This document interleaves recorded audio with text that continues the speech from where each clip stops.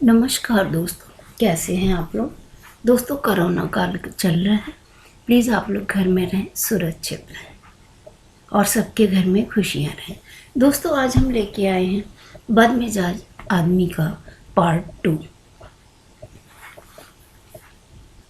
जिनमें हमारे घर वालों और गांव वालों की जातिवादी कट्टरता को तुम नहीं जानते।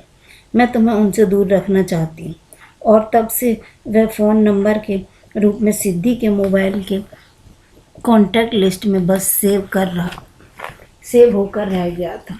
मिथिलेश इनकम टैक्स विभाग में सिद्धि के पापा से ऊंचे ओहदे पर आसीन था। सिद्धि के पापा को ऐसा दामाद हीरो में कोहनूर लगा था। रूप की धनी हंसमुख उच्च शिक्षित सिद्धि रोबदार अफसर के बगल में राजलक्ष्मी सी रौनक लेकर बसने आ गई। साल भर उन दोनों के बीच आकर्षण का जादू चलता रहा, मगर सिद्धि के इज्जतदार रोबदार पति के आकर्षण का सच धीरे धीरे सामने आने लगा। सिद्धि अब काउंसलिंग के लिए अपना क्लिनिक खोलना चाहती थी। उसके पति ने अकाउंट में जमा पिता के दिए 15 लाख कैश में से 2 लाख मांगे। मिथिलेश अनसुना करता रहा। रात को उसके सोते वक्त भी यही दोहराया तो मिथिलेश का जवाब था, जब तक बच्चे नहीं हो जाते तब तक तुम कुछ भी नहीं करोगी, मगर मेरे लिए बहुत ज़रूरी है। अभी ज़रूरी है बिस्तर पर पति को खुश करना। ज़्यादा बातें मत बनाओ। सिद्धि व्याकुल होकर बोली, ये क्या कि बच्चे जब तक मिथिलेश के एक झन्नाटेदार थप्पड़ ने उसके होश उड़ा दिए। त्योरियाँ चढ़ गई मिथिलेश की बोला, सीधी बात समझ में नहीं आती। बिस्तर पर आते ही तुरंत मेरी सेवा में लग जाओ। अब तक मिथिलेश ने उसकी साड़ी निकाल कर फेंक दी थी और उसकी संगमरमरी देह पर निर्ममता से हजारों घोड़े दौड़ा दिए थे। अपनी जानकारी मैं ऐसी ही स्त्रियों को देखता आया था जो पति के व्यवहार को हंसकर टाल जाया करती थी। मिट्टी कितनी ही एक सी हो, मूर्तियां तो अलग अलग होती हैं। सिद्धि भी मिथिलेश की उम्मीद से परे थी। वह ना तो उठी और ना ही चाय बनाई। मिथिलेश भी मिथिलेश था। वह रसोई से चाय के खाली कप उठा लाया और बेडरूम की जमीन पर पटक दिए। उसे बालों से पकड़कर खींचा और चीखा, बाप का राज समझती है, औरत होकर मर्द पर गुस्सा दिखाती है।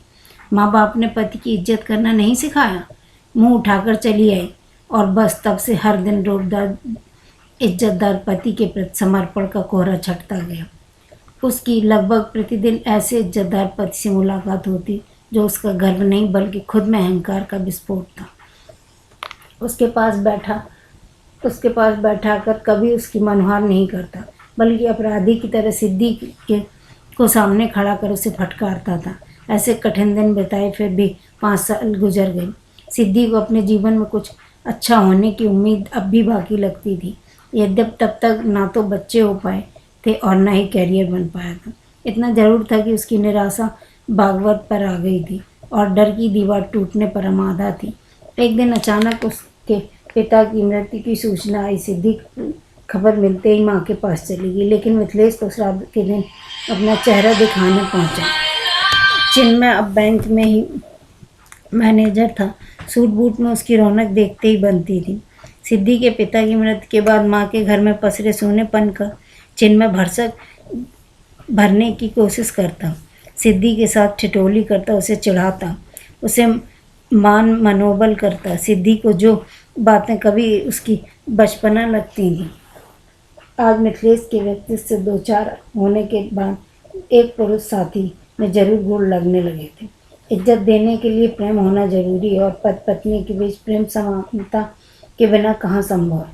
चिन्मय की मदद से उसका एक प्राइवेट नर्सिंग होम में साइकोलॉजिस्ट की नौकरी ढूंढ ली थी। अच्छी तनख्वाह थी। सुबह 9 बजे से दोपहर 1 बजे तक वहाँ बैठने की बात थी, जो सिद्धि को सहज स्वीकार थी।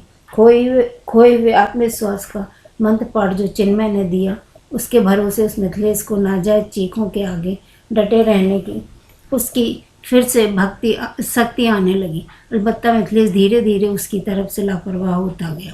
कुछ हद तक अनसुने अनदेखे का भाव, हाँ, बिस्तर की चाकरी सिद्धि को हर हाल में करनी पड़ती। चिन्मय की जिंदगी निराली थी। बड़े भाई भाभी उसके साथ रहते थे, लेकिन आंगन के बीच एक दीवार खड़ी थी जो भाभी कोशिशों का नतीजा थी। सिद्धि के प्रति लगाव और भाभी का व्यवहार कुल मिलाकर उसने शादी के ख्याल को परे ही कर रखा था। एक तरफ के 2 मंजिले मकान में चिन्मय ऊपर और नीचे उसके मम्मी पापा रहते थे। माता पिता की उम्र अधिक थी और ज़्यादातर वे काम वाली के भरोसे थे। चिन्मय उनका बराबर ख्याल रखता था। छुट्टी के दिन उन्हें घुमाने भी ले जाता। वापस आकर सिद्धि मिथिलेश के गुस्से को और झेल पाने में खुद को लाचार पा रही थी। कुछ मन लगे, कुछ ध्यान बटे, इसलिए रिद्धि को अपने पास बुलाने लगी। यूँ साल गुजर गया। आज सिद्धि की तबीयत ठीक नहीं थी। सोचा कि नर्सिंग होम ना जाए। फिर कुछ मरीजों का सोचकर वह चली गई। वापस जब आई तब तक के 11 बज रहे थे। सोचा तो जल्दी आकर थोड़ा आराम कर लेगी। सीढ़ियों से दूसरी मंजिल पर आते आते उसने कई ऐसी आवाज़ें सुनी जिनसे विश्वास की चूलें हिल गईं। आंखें पथरा गईं। बेडरूम में आती आवाज़ें साफ होती गईं। सीने में 100 हथौड़ों के बराबर रिद्धि की आवाज़ आ रही थी, जीजू बस, अब और नहीं। खिलखिलाहट के साथ कहती हुई वह शायद जीजू पर लौट गई थी। सिद्धि की अनुभवी आंखें अंदर का सारा दृश्य देख रही थी। जीजू दीदी आ जाएंगी, छोड़ो अब और नहीं। अभी देर है, वैसे आ भी जाएगी तो क्या मैं परवाह नहीं करता। सिद्धि दूसरे कमरे तक ऐसी ही इस तरह खुद को ढकेलते हुए ले गई और बिस्तर पर फेंक दिया। अपने आप को घृणा से भर गई। वह अपने जीवन के प्रति एक पत्नी होने का उसे इतना दुखद सिला मिलेगा। मिथिलेश बदमिजाज था। पत्नी को पैरों की जूती समझता था। परंपरावादी सोच को शास्त्र वाक्य मानकर पत्नी को अपने से नीचे जीव समझता था। सहने की हद होती है और इस हद की रेखा सिद्धि को खींचनी थी। रात को सोते वक्त सिद्धि को सपनों से लबरेज आंखें अफसोस के आंसुओं से दोहरी हो गई थी। मिथिलेश उसे देखते ही मशीन की तरह अपने शिकंजे में कसने लगा। वह परे हटकर चीखी, आपने मेरे साथ इतना बड़ा धोखा क्यों किया? ढीठ की तरह मिथिलेश ने जवाब दिया, मुझ पर उंगली उठाने का तुम्हें कोई हक नहीं है। पहले मेरा वंश बढ़ाओ, फिर सवाल करना, समझी? यही एक नस्तर था जो सिद्धि को हर आड़े वक्त पर चुभता था। क्या वह वाकई माँ बनने लायक नहीं थी? क्या वह इतने सालों में बिना चेकअप कराए बैठी है? वह नहीं, मिथिलेश पिता बनने के काबिल नहीं है, लेकिन वह चुप है ताकि मिथिलेश को बुरा न लगे। इधर मिथिलेश उस खुशी में ऐसे धोखे और मक्कारों से नवाज रहा है कि वह एक औरत है, उसकी पैरों की जूती है। क्यों शरीर की किसी कमी के जाहिर होने पर मर्द की इज्जत चली जाती है? क्यों मर्द की इज्जत अहंकार के प्रत्यंचा पर चढ़ा तीर होती है? क्या मिथिलेश जैसा पति दोस्त नहीं, पत्नी का मालिक होता है? सैकड़ों अनसुलझे सवाल सिद्धि को परेशान करने लगे थे। मिथिलेश के दिल में क्यों इतनी खुन्नस है? क्या सिद्धि का पढ़ा लिखा समझदार होना मिथिलेश के अहम को चोट पहुंचाता है? क्या यही इज्जतदार होने की निशानी है? अगले दिन दोपहर तक सिद्धि का कोई अता पता नहीं था। खाने पीने का इंतजाम कर वह निकल गई। शाम को मिथिलेश के हाथों में उसका डॉक्टरी का सर्टिफिकेट था। वह उसी के स्त्रीत्व का प्रमाण पत्र था। जैसे रिपोर्ट की नॉर्मल देख मिथिलेश की तेड़ियाँ चढ़ गईं। रिपोर्ट को टेबल पर फेंक कर उसने कहा, यह अपनी किसी पहचान वाली से करवा लाई हूँ, आपस की मिली भगत है। आपने खुद को जांच कर लिया है या नहीं? कुछ नहीं तो कम से कम मेरी बहन के साथ मेरे पीछे गलत रिश्ता तो न बनाते, सिद्धि ने तीखे शब्दों में कहा। सिद्धि ने उसी वक्त अपने मन के सारे दरवाजे मिथिलेश के लिए बंद कर दिए। मन के रीते कोने में सुकून की छोटी सी एक सांस बची थी और वह था चिन्मय। आज सारे बंधन उसने उस देहरी पर तोड़े और कुछ जरूरी सामान के साथ वह बाहर आ गई। टैक्सी कर यूनिवर्सिटी गेट के पास पहुंची। चिन्मय को उसने पहले ही फ़ोन कर दिया था। चिन्मय का घर यहाँ से करीब था। आज रविवार था, वह घर पर ही था, सो जल्दी ही वह यूनिवर्सिटी गेट पहुँच गया। सिद्धि को अपनी कार में बैठाकर वह अपने घर ले गया। एक मूक वार्तालाप ने सिद्धि को दर्द का पूरा खुलासा कर दिया। चिन्मय के घर पहुंचकर वह फ्रेश हुई, कपड़े बदले और फिर फ़ोन के सिम को नष्ट कर दिया और चिन्मय के मम्मी पापा से मिलने पहुंच गई। चिन्मय के याद दिलाया कि ज़रूरी कॉन्टैक्ट के बारे में सिद्धि ने निश्चित किया कि डायरी में ज़रूरी नंबर उसके पास नोट है। चिन्मय ने मम्मी से कहा, देखो एक पुरानी लड़की आई है, अब कुछ दिन इसे यहीं रहना है। मम्मी स्मृतियों पर बल देते हुए उसे कुछ देर देखती नहीं, फिर बोली, अरे सिद्धि हो क्या? सिद्धि ने उनके पैर छुए तो मम्मी ने कहा, बेटी ब्राह्मण को होकर हमारे पैर न छुओ, ऐसा अब कभी न कहना आंटी। मैंने जाति के अहंकार का चाबुक पोर पोर से सहा है, जिंदगी और रिश्तों के दम से नहीं। सरलता और प्रेम से चलते हैं। मम्मी ने उसे गले लगाते हुए कहा, बिटिया तो बड़े पते की बात करती हो, जा इसे ऊपर अपने बगल वाला कमरा दे दे। जब तक चाहो रहो बेटा, हमारी दुनिया आबाद हो जाएगी। सालों से अनास्था, अपमान और निराशा के तूफान में जो उलझी थी और आज उसे सही किनारे पर लगने की उम्मीद ने उसे बड़ा धैर्य बंधाया था। रात को सोने से पहले चिन्मय सिद्धि का बिछावन आज सही करने के लिए उसके कमरे में गया। वह सो रही थी। चिन्मय ने उसके माथे पर हाथ रखा तो चौंक पड़ा। सिद्धि, तुम्हें तो बुखार है, कुछ देर तुम मेरे पास रहो। सिद्धि के स्वर में अनुनय था। चिन्मय झिझका, क्या हुआ, नहीं बैठोगे? मैं डर रहा हूँ। मैं तुम्हें डराऊंगी नहीं, सिद्धि ने निराशा में भी प्रयास किया। मैं खुद से डर रहा हूँ, कहीं पुरानी मनोदशा के भंवर में न फंस जाऊँ। मैंने मना कब किया है? नहीं, अब मैं तुम पर कोई हक नहीं जमा सकता, तुम किसी और की हो। सिद्धि ने उसे अपने पास जोर से खींचकर कहा, जाति परंपरा शास्त्र से भी ऊपर होता है।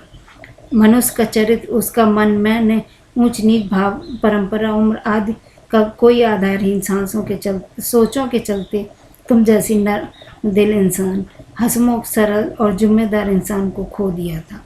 अगर तुम आडंबरों के बोझ से मैंने खुद को मुक्त कर लिया है। जाति के दिखावे में मैं अपने और मन से और छल नहीं कर सकती। रही बात समाज की, तो कागज पर एक हस्ताक्षर पर और सब कुछ खत्म। चिन्मय ने उठना चाहा, बोला, कल सुबह बात करेंगे, तुम आवेश में हो, गलती को गुंजाइश बढ़ती जा रही। चिन्मय के हाथ को सिद्धि ने कस लिया था। बोली, चिन्मय, आज उन लोगों ने मुझे बांझ कहकर घर से निकाला है, जबकि यह सच नहीं था। मिथिलेश ने मेरी बहन के साथ रिश्ता बनाकर मुझे सड़क पर फेंकने की पूरी तैयारी की है। अब चाहे समाज मेरे बारे में कुछ भी राय बनाए, मैं साबित करके रहूँगी कि मैं नहीं थी बांझ। चिन्मय दूर हटते हुए बोला, तुम बदहवास हो रही हो, मैं अपने आप को शायद रोक ना पाऊँ। ये प्यार बचपन का है। सिद्धि, मेरी परीक्षा मत लो, तुम नहीं जानती तुम मेरे लिए क्या हो। चिन्मय नहीं जानता था तुम मुझसे क्या चाहती हो, मगर मैं तुमसे याचना करती हूँ कि मुझे साबित कर दो, मुझे हीनता की बेड़ियों से मुक्त कर दो। ये मेरी जिम्मेदारी पूरी होगी। प्रेम और आकांक्षा ने दोनों को एक सूत्र में पिरो दिया। रात की चांदनी खिड़की से आकर उनकी मधुयामिनी को स्नेहल स्पर्श देती रही। कुछ दिन बाद उसने तलाक की मांग कर ली। मिथिलेश ने भी हाँ कर दी। 8 महीने बीत चुके थे। मिथिलेश के ने डाइवोर्स जल्दी मिल गया। कुछ जान पहचान के वकीलों ने दोनों को अलग करा दिया। सिद्धि माँ बनने वाली थी। कुछ समय इंतजार, फिर वह चिन्मय की अर्धांगिनी बनेगी।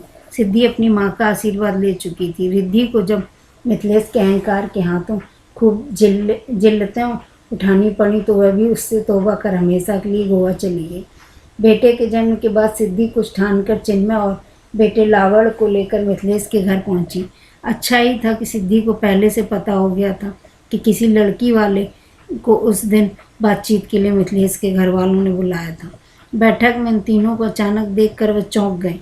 मिथिलेश ने तीव्र क्रोध में कहा, तुम यहाँ क्यों आई हो? कुछ बात बाकी रह गई थी, उन्हें कहे बिना हिसाब का गणित मिल नहीं सकता। मिथिलेश शांत और दृढ़। सिद्धि ने धीरे धीरे कहा, मिथिलेश। अपना नाम उसके मुंह से सुन अवाक रह गई। सिद्धि ने कहा, तुम क्या हो मिथिलेश?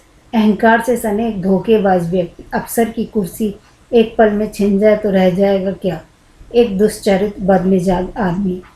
तुम्हें इज्जत देना इतना आसान भी नहीं है मिथिलेश। और पत्नी को सुख दुख की सहचरी होती है। कामना के बीज में प्रेम का संचार रचने वाले उसे क्या छोटे बड़े के जाल में उलझाते हो?